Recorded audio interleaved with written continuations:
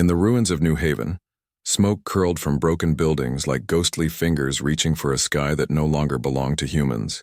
The air smelled of burnt metal, wet ash, and something sour. Fear, maybe, or the last breath of a dying city. Lila crouched behind a collapsed wall, her knees pressed into rubble, her fingers gripping the edge of a rusted pipe. She was 16, thin from weeks without real food, but her eyes were sharp. They missed nothing. Above her, the sky was black with ships, not human ships. These were sleek, smooth, and silent, shaped like blades or the wings of hunting birds. They hung in the air without sound, without exhaust, without mercy. The Virith Dominion had come. Again. And this time, they hadn't just bombed the outer colonies. They'd crushed Earth's last strongholds one by one. New Haven was supposed to be safe, hidden, far out on the rim, tucked behind asteroid belts and dead stars. But the Dominion had found it anyway. Lila had watched from a broken observation tower as the first wave hit.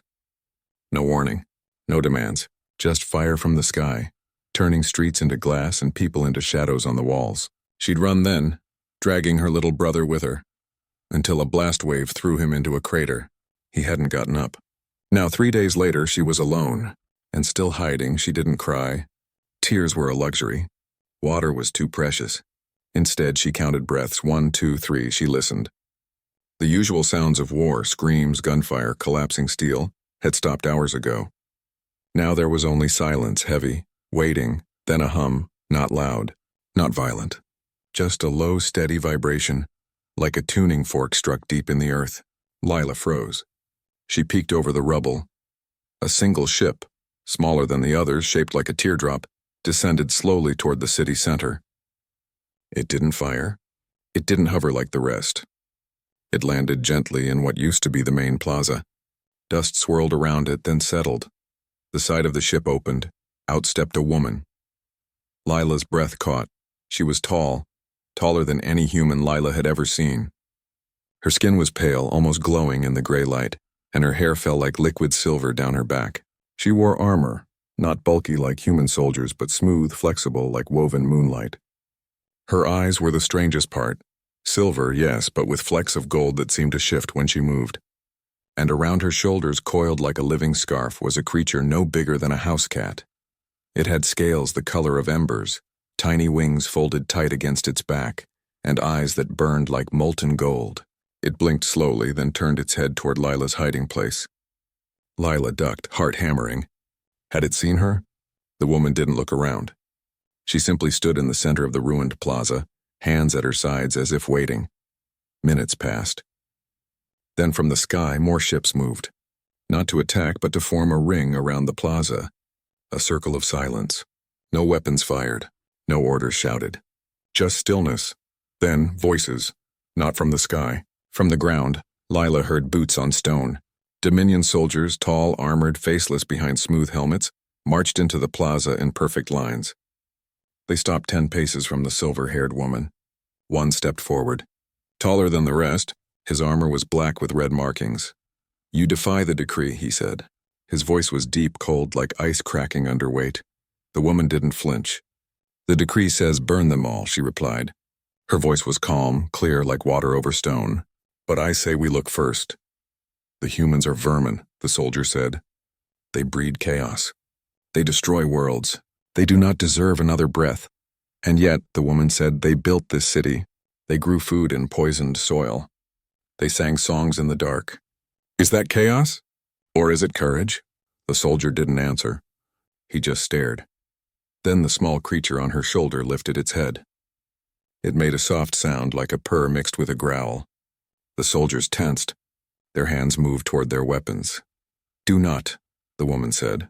Just one word, but it carried weight. She turned slightly, her silver eyes scanning the ruins.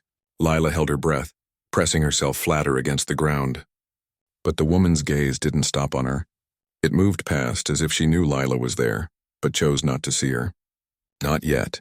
I walked among them before the war," the woman said to the soldiers, in disguise. They shared bread with strangers. They buried their dead with flowers. They taught their children to hope even when there was nothing left to hope for. "That is weakness," the soldier snapped. "No," she said. "That is strength you have forgotten." A long silence followed. The wind picked up, carrying ash across the plaza. The small dragon, Lila decided to call it that even if it wasn't, nudged the woman's cheek with its snout. She reached up and touched its head gently. Finally, the lead soldier spoke again. "The High Command will not accept this." "Then let them come speak to me," the woman said. But today no more fire falls on New Haven. The soldiers exchanged glances. None moved, none argued. After a moment, the lead soldier gave a stiff nod and turned. The others followed, marching back to their dropships. Within minutes, they were gone. The woman stood alone again. Then she did something strange. She walked to the center of the plaza, knelt, and placed her palm flat on the cracked stone. She closed her eyes. The little dragon uncoiled and sat on her shoulder, watching the ruins with those golden eyes. Lila watched for a long time. She should run, hide deeper, but something held her there. Curiosity, or maybe hope, something she thought she'd lost. After a while, the woman stood. She looked toward the east where the sun would rise if the smoke ever cleared. Then softly she said, "They are still here." Lila's blood turned to ice. Was she talking about survivors? About her? The woman turned her head just slightly and looked straight at Lila's hiding place, but she didn't move closer. She didn't call out. She just nodded once as if to say, "I see you, and I won't hurt you." Then she walked back to her ship. The dragon leaped onto her arm, then curled around her neck like a living collar. The ship rose silently into the air and hovered for a moment before joining the others in orbit. The sky remained dark, but no more bombs fell. Lila stayed hidden for another hour just to be sure. When she finally crawled out, her legs were stiff. Her hands scraped raw. She walked through the ruins, past broken homes and silent streets. She found a water purifier still working in an old clinic. She drank until her stomach ached. As night fell, she climbed to the top of a half-collapsed tower. Above, the Dominion fleet still hung in the sky, but now one ship glowed with a soft silver light. Different from the rest, she didn't know the woman's name, but she knew one thing. Someone had chosen to spare them, and that changed everything. In the days that followed, whispers spread among the survivors. A silver-eyed stranger had stopped the slaughter. Some called her a ghost, others a traitor, but Lila knew better. She had seen the look in those eyes, not pity, not kindness, but something deeper. Recognition. As if the woman saw in humans something her own people had lost. Food began to appear at the edge of the ruins. Sealed packs, clean water, medicine. Left with no note, no warning. Just there, and always near where survivors gathered. Lila started leaving things too. A carved wooden bird, a map of safe tunnels, a single flower from a rooftop garden that somehow still bloomed. No words were exchanged. But a bridge was being built. One morning, Lila found the woman standing at the edge of the city near the old riverbed. She wasn't alone. The little dragon sat on a rock beside her, tail flicking, eyes watchful. Lila stopped 10 paces away. Her heart pounded, but she didn't run. The woman turned. "You are brave," she said. Lila swallowed. "Or stupid." A faint smile touched the woman's lips. Bravery and stupidity often look the same at first. "What's your name?" Lila asked. "Elira." "And him?" Lila nodded at the dragon. "Kyle." Kyle tilted his head, then made a soft chirping sound. "He says you smell like fear and courage," Elira said. Lila almost laughed. "That's me." Elira stepped closer. "Why did you stay?" "You could have run deeper into the wilds." "There's nowhere left to run," Lila said. And someone had to remember what this place was. Elira studied her for a long moment. Then she said, "The Dominion believes mercy is a flaw, a crack in the armor." "But cracks let in light," Lila didn't answer. She just looked at the ruins, at the sky, at the strange woman who had spared them. She didn't know it yet, but this was the beginning of a legend. Not of war, not of victory, but of a single act of mercy that would ripple across the stars. And it all started with a girl in the ashes, and an elf who chose to see humanity not as enemies, but as something worth saving. Weeks passed. The sky above New Haven stayed dark with Dominion ships, but no more fire fell. The ruins grew quieter, not because life returned, but because the survivors learned to move without sound, to speak without words, to hope without showing it. Lila became one of the few who dared to walk in the open during daylight. She wore a patched coat 2 sizes too big and carried a satchel filled with scavenged tools. water filters and scraps of wire. She was no longer just hiding. She was helping, and she kept seeing Illyra. The silver-eyed woman walked the broken streets alone, always with Kale curled around her shoulders or perched on her forearm. She never carried a weapon, yet no one dared approach her with harm in their heart. The few Dominion patrols that came down from orbit gave her wide space. They bowed their heads as they passed. Lila noticed that. Illyra was not just a soldier. She was something more. One morning, Lila found Illyra standing in what used to be the city's central library. Most of the roof had caved in, but some shelves still stood. Books swollen with rain, but not yet rotted. Illyra held a human novel in her hands, its cover faded, its pages soft with age. She read slowly, her lips moving just slightly. "You read our stories," Lila said from the doorway. Illyra didn't startle. She simply turned. Stories tell more truth than war logs. Lila stepped inside, careful not to crunch the glass underfoot. "What's it about?" "A woman who builds a boat from scrap and sails into a storm to save her brother," Illyra said. "She fails. But she tries. That's sad." "No," Illyra said. "It's honest. And honesty is rare." Kyle leaped from her shoulder and landed on a broken desk. He sniffed a pile of damp paper, then sneezed. Ash puffed into the air. Lila smiled. "He's cute. He is ancient," Illyra said softly. "Older than your cities. Older than your wars." Lila blinked. "But he's so small."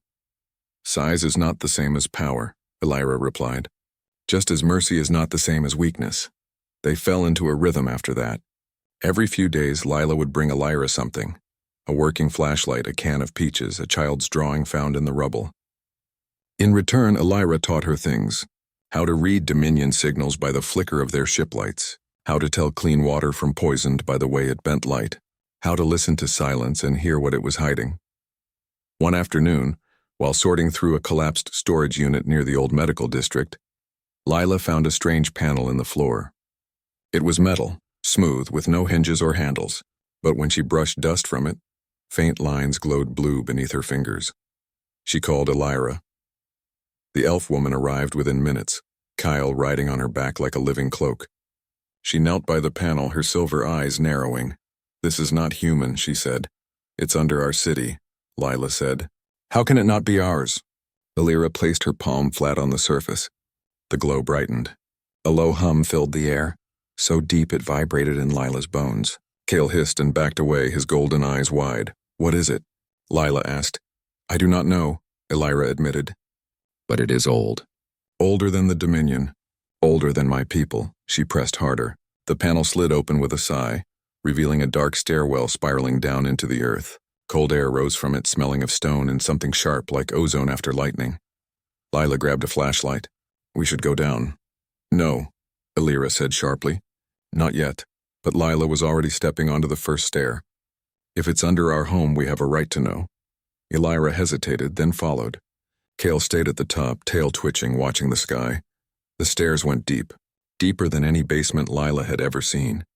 The walls were smooth, carved from black stone that absorbed light. Symbols covered them, twisting shapes that looked like vines made of stars. They glowed faintly as the two passed. At the bottom was a chamber, round, silent. In the center stood a pedestal, and on it rested a sphere of crystal, no bigger than a human head. It pulsed with a soft, steady light, blue, then gold, then silver, like a slow heartbeat. Lila reached for it. "Do not touch it," Illyra warned. But it was too late. The moment Lila's fingers brushed the surface, the sphere flared white. A shockwave of energy blasted through the chamber. The walls screamed. The symbols burned bright. Lila was thrown backward, slamming into the stone floor. Her ears rang. Her vision blurred. Above, Kale shrieked, a sound like glass breaking and thunder rolling at once. Illyra cried out and dropped to her knees, blood trickling from her nose. Her silver eyes glowed for a second, then dimmed. She clutched her head as if something inside it was tearing loose. The sphere's light faded. The chamber fell still, but something had changed. Far below, deep in the earth, something began to move, not with footsteps, not with sound, but with a presence, cold, hungry, ancient. It had been sleeping, and now it was waking. Lila struggled to sit up. What did I do?" Illyra looked at her, her face pale. "You did not do it," she said. "It was waiting." For a spark. For a hand that did not belong to my kind. Whose kind? Lila asked, her voice shaking. The ones who built this, Elira said. The first watchers. They are gone. But what they guarded is not.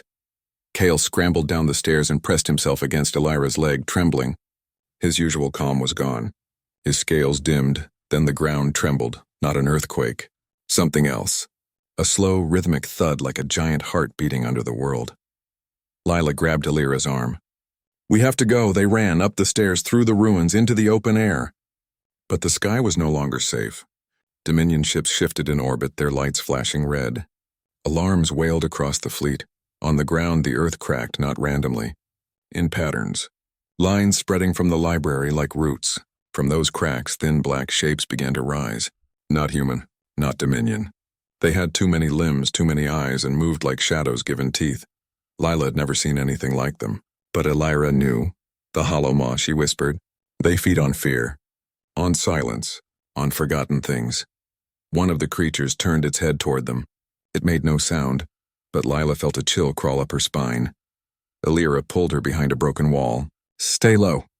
Do not look at them directly. They see through eyes that are not eyes. What do we do? Lila asked. We survive, Elira said, and we warn the others. But it was already too late. Across the ruins, survivors screamed as the black shapes poured from the ground. They moved fast, silent, tearing through metal and flesh alike. A Dominion patrol that had been guarding the water depot was overrun in seconds. Their armor meant nothing. Their weapons sparked uselessly against the creature's shifting forms. Elira's hand tightened on Lila's shoulder. Go to the east shelter.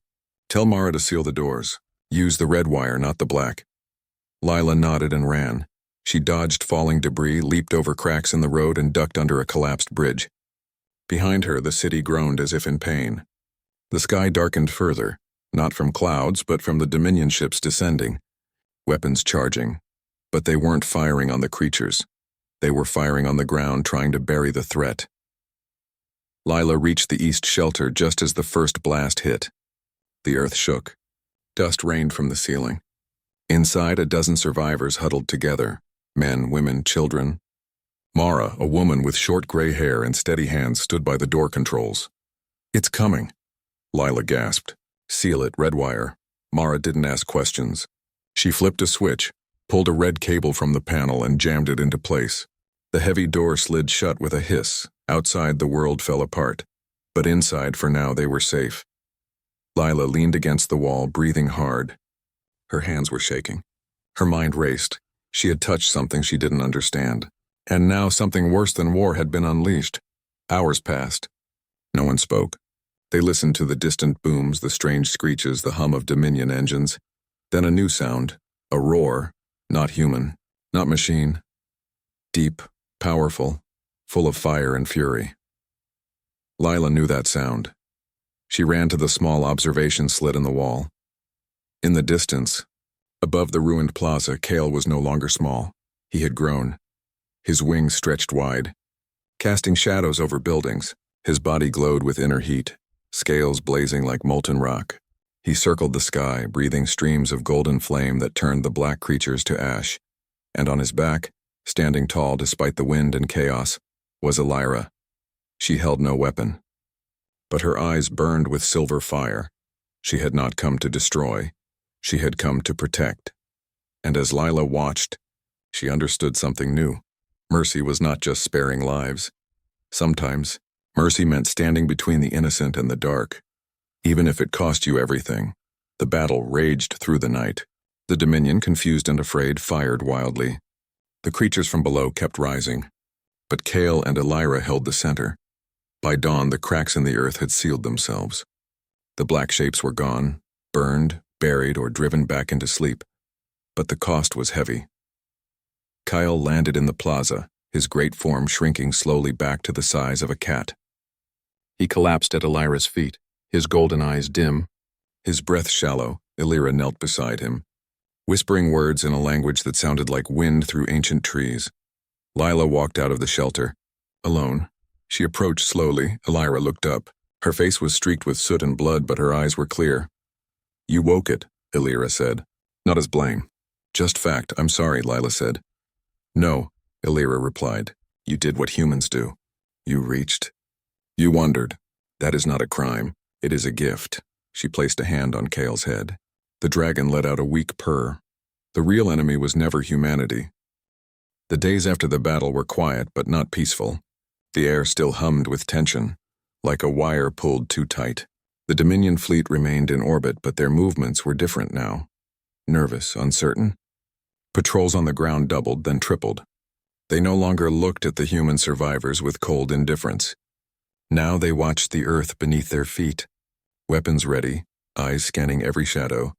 Lila stayed close to Illyra, not because she was told to, but because something in her knew this was where she needed to be. She helped tend to Kale, bringing clean water, soft cloths, and bits of dried meat she traded from the east shelter.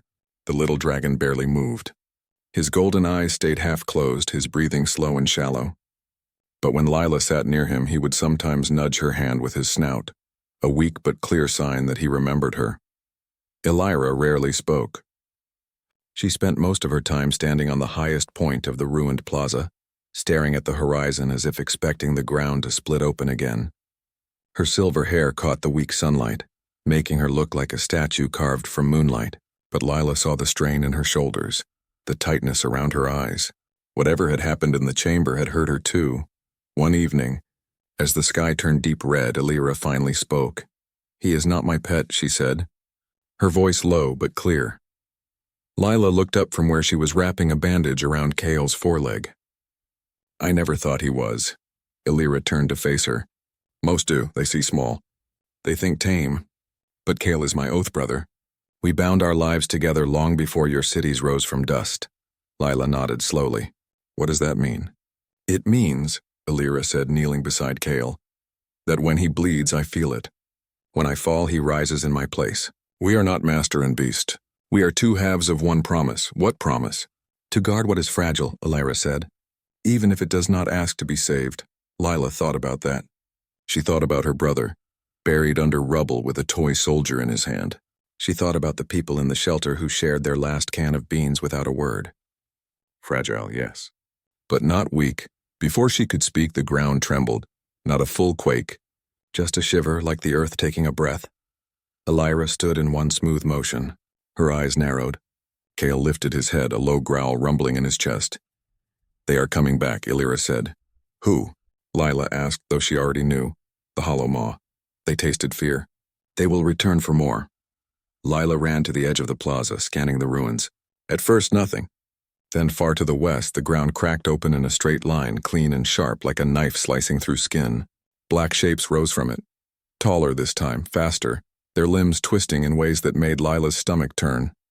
And they were not alone. From the east, Dominion soldiers appeared, marching in tight formation. But they were not here to fight the creatures. They carried heavy canisters, strange devices that pulsed with green light. They are going to seal the city, Illyra said grimly. Bury it all. Humans, creatures, us, everything. No, Lila said. They can't. They will, Illyra replied. Fear makes cowards of even the strong. Lila turned to her. Then we stopped them. Illyra looked at her for a long moment. Then she nodded. She walked to Kale and placed both hands on his head. She closed her eyes and spoke words that sounded like wind through stone, like stars singing. Kale's body began to glow. His scales shimmered, then burned with golden light. He grew, not slowly but in a rush like a storm breaking. His wings unfurled wide enough to shade whole streets. His claws dug into the stone, cracking it. His eyes blazed like twin suns. He was no longer small. He was power-given form. Illyra climbed onto his back, standing tall despite the wind whipping her hair. Stay behind us, she called to Lila. Do not look away. Do not run. Lila didn't run. She ran toward the east shelter instead, shouting for everyone to gather in the central chamber. Seal the inner doors, she told Mara. No matter what you hear, do not open them. Then she turned and ran back toward the plaza. The battle had already begun. Dominion soldiers fired energy bolts at the black creatures, but the shots passed through them like smoke. The creatures moved faster than thought, tearing through armor, dragging soldiers into the cracks that opened beneath their feet. Kyle roared, a sound that shook the sky, and dove. Golden fire poured from his mouth, washing over the creatures. Where it touched, they shrieked and dissolved into ash, but more kept rising. The ground split in new places, each crack wider than the last. Elira leaped from Kale's back and landed among the Dominion troops. She moved like lightning, her hands glowing with silver light. She didn't kill. She disabled. She shattered weapons, tripped soldiers, created barriers of force that held the creatures back, but it wasn't enough. One of the black shapes broke through the line. It lunged toward the east shelter where the survivors huddled. Lila stood in its path. She had no weapon, no armor, just a metal pipe and a heart pounding like a drum. The creature stopped. It tilted its head as if amused. Then it struck. Lila raised the pipe, but she knew it was useless. At the last second, a shadow fell over her. Kyle landed between her and the creature, his massive body shielding her completely. The creature lashed out with a claw like black glass. It struck Kale's side. A deep gash opened. Golden blood, thick and bright, spilled onto the ground, steaming where it touched stone. Kale roared in pain, but he did not move. He stood firm, wings spread wide, protecting Lila with his body. Elira saw it happen. She screamed, a raw, broken sound, and charged. She slammed her hands together, and a pulse of silver energy exploded outward. The creature shattered like glass. The ground sealed itself behind it. She dropped to her knees beside Kale. "No," she whispered. "Not you." Kale turned his great head and nudged her gently as if to say it was all right. But it wasn't. Lila knelt beside them, tears finally falling. "I'm sorry," she said. "This is my fault." Elira looked at her silver eyes filled with pain but no blame. "You did not bring the dark," she said. "You only lit a candle in it. That is never a fault." She placed her hands on Kale's wound. Light poured from her fingers, but it flickered weak. "I cannot heal this alone," she said. "The wound is not just of the body. It is of the bond." Lila didn't understand, but she saw the truth in Elira's face. Kale was fading. Then Elira did something no one expected. She turned to Lila. "Place your hand on him." "What?" "Do it." Lila reached out, trembling, and placed her palm on Kale's warm scale. "Now," Elira said, "think of why you fight. Not for revenge, not for fear, for hope, for the people in that shelter, for the boy you lost, for the world that could still be." Lila closed her eyes. She thought of her brother's laugh, of the flower still growing on the rooftop, of Elira standing alone in the plaza, choosing mercy when she could have chosen fire. A warmth spread through her hand. Kale's body glowed brighter. His breathing steadied. The golden blood slowed. Above them, the sky cracked open, not with ships, with light. Pure white light poured down, wrapping around Kale, Elira, and Lila like a blanket. The Dominion soldiers stopped fighting. The ground stilled. Even the wind held its breath. In that moment, something changed, not just in the city, in the stars. Far above, on the Dominion command ship, the High Admiral watched the light through his view screen. He had come to witness the burial of New Haven. Instead, he saw something his people had forgotten: sacrifice, compassion, unity. He turned to his aide. "Recall all forces. No more fire. No more sealing. Let them stand," the aide stared.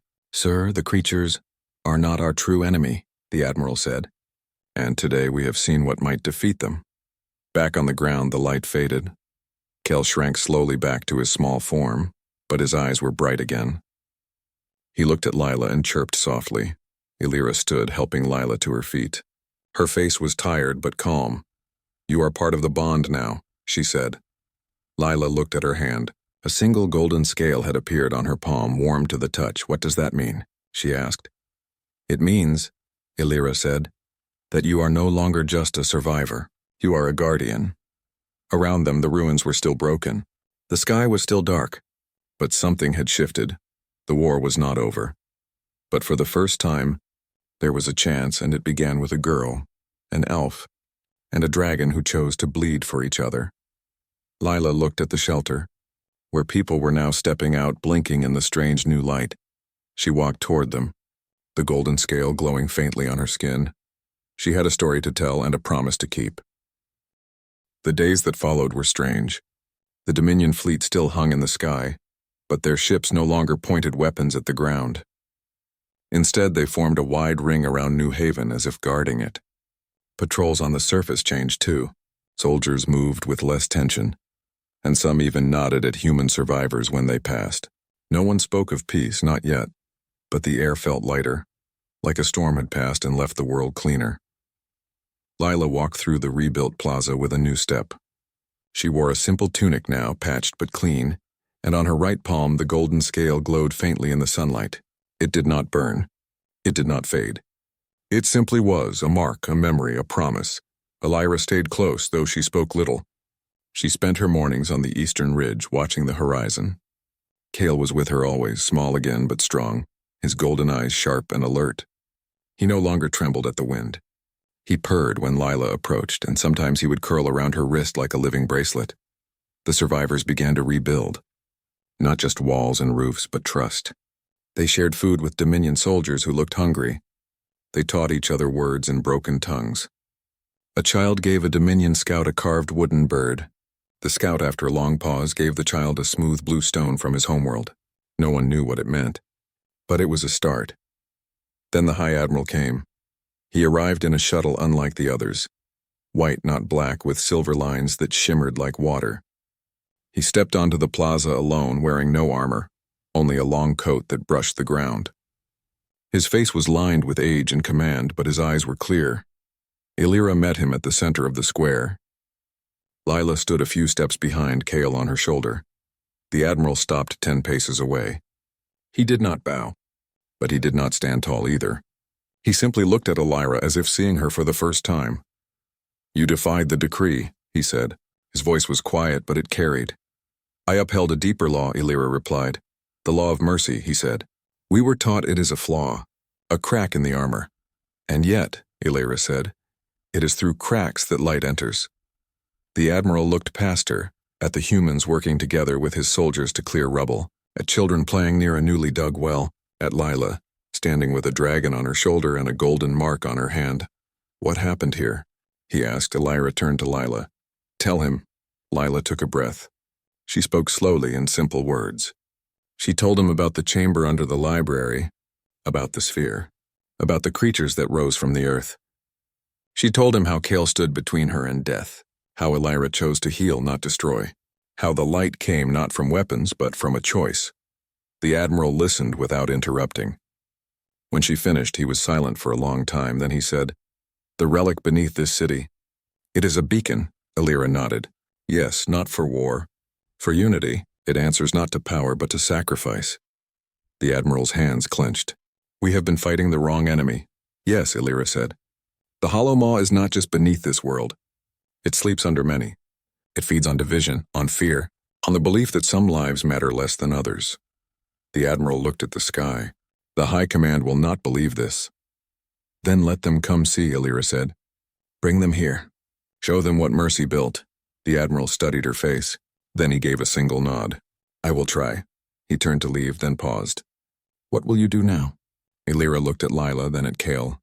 "We will prepare, because the true enemy is still out there, and it has seen what we did here." The Admiral left, but he did not take his fleet with him. Instead, engineers from the Dominion began working with human builders.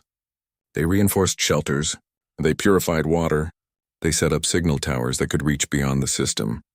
For the first time, humans and Dominion shared knowledge, not just space. Lila learned fast. She studied Dominion tech with a young engineer named Taryn, who spoke broken English but laughed easily. Together, they fixed a comms array that could send messages to nearby colonies. Lila sent one simple message, repeated on every open channel. "New Haven stands. We are not alone." Weeks passed. Then a reply came. Not from another human colony. From a ship far out on the rim. A ship with no flag, no name, just a voice that said, "We heard your signal. We remember mercy." More replies followed. Scattered groups, hidden outposts, all drawn by the same hope. Back in the plaza, Elira gathered the leaders, human and Dominion alike. She stood on a broken pillar, Cale at her feet, Lila beside her. "We were taught that strength is control," she said. "That order comes from fear. But here we learned something else. Strength is choice. Order comes from trust." She looked at the Admiral. "Your people built an empire on conquest. But empires fall when they forget why they rose." Then she looked at Lila. And your people built dreams in the dark, but dreams need light to grow. She raised her hand. On her palm, a silver mark glowed, matching Lila's golden one. This is not the end of war, Illyra said. But it is the beginning of something new, a creed. A shield made not of steel, but of shared breath. After the meeting, the admiral called a council aboard his ship. He invited Illyra, Lila, and 3 human elders. For 3 days they spoke. They argued. They listened. In the end, the Dominion fleet did not leave, but it changed. Ships that once carried bombs now carried supplies. Soldiers became builders, and the decree of extermination was quietly set aside, not by order but by example. On the ground, Lila stood with Illyra at sunset, watching the new walls rise. Will they hold? Lila asked. Walls do not hold hope, Illyra said. People do. Kale leaped onto Lila's shoulder and nuzzled her cheek. She smiled. What happens next?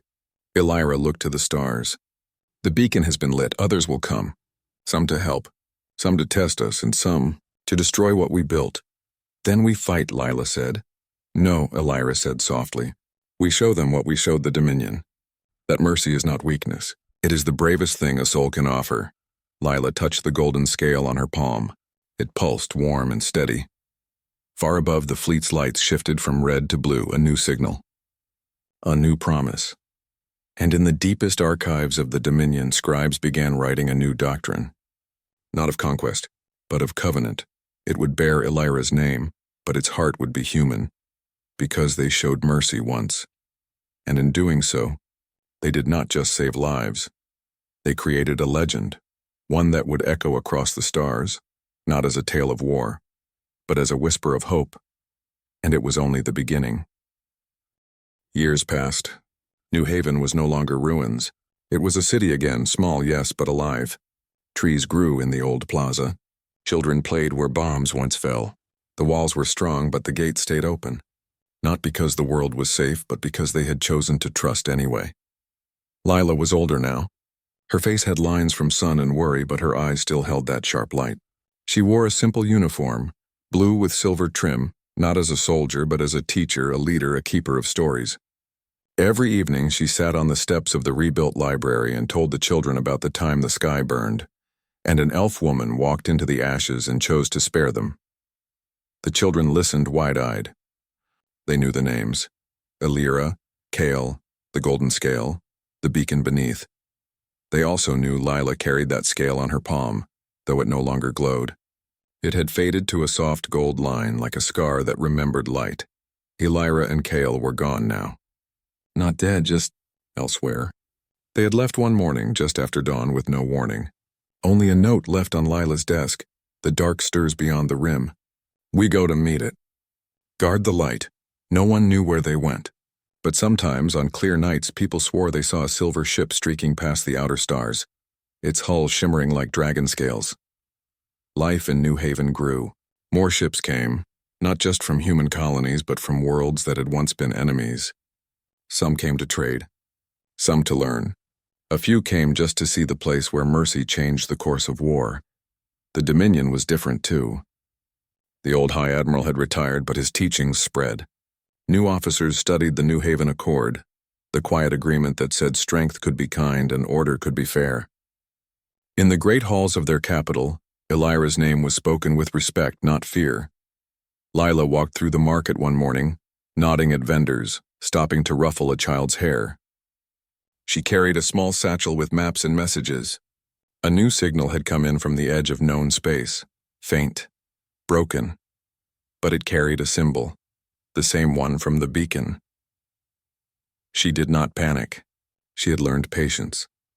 Back at the command center, a building made of old ship parts and new hope, she met with Mara, now gray-haired but sharp as ever, and Taryn, the Dominion engineer who never left. The signal repeats every 6 hours, Taryn said, pointing to a screen. It is not a distress call. It is a warning. Lila studied the pattern.